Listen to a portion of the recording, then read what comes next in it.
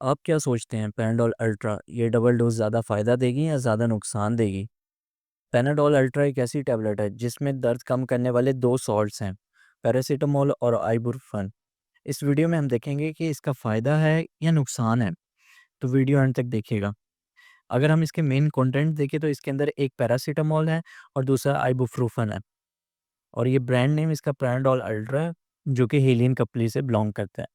अब अगर हम इसके मैकेनिज़्म की बात करें तो ये पैरासिटामोल है जो कि ब्रेन में जाके सेंट्रल एनाल्जेसिक है और एंटीपायरेटिक है। यानी कि ये एक तो दर्दों को कम करेगा, पूरी बॉडी में कहीं भी दर्द है उसको जाके ट्रीट करेगा। साथ ही साथ जाके बुखार को ट्रीट करेगा। और दूसरा इसमें आइबुप्रोफेन है वो क्या करता है? वो बेसिकली कॉक्स-2 होता है उसको जाके इन्हिबिट करता है। ये बेसिकली एंटी इन्फ्लेमेटरी है यानी कि सोज़िश को कम करता है, प्लस दर्दों को कम करता है, प्लस बुखार को कम करता है।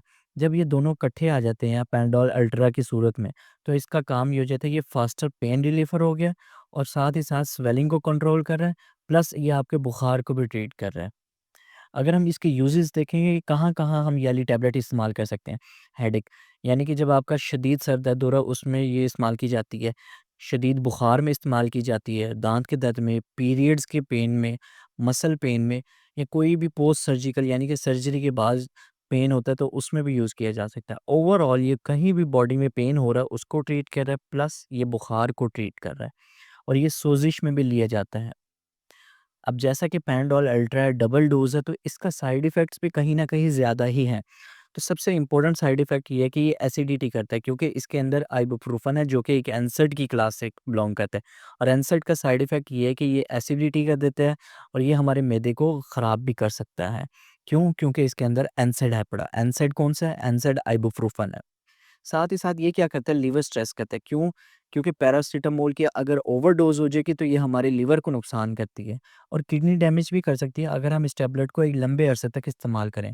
तो ख़्याल करें कि अगर आपको अल्सर है या लिवर डिज़ीज़ है या कोई किडनी की डिज़ीज़ है तो पैनाडोल अल्ट्रा आपके लिए बिल्कुल नहीं है।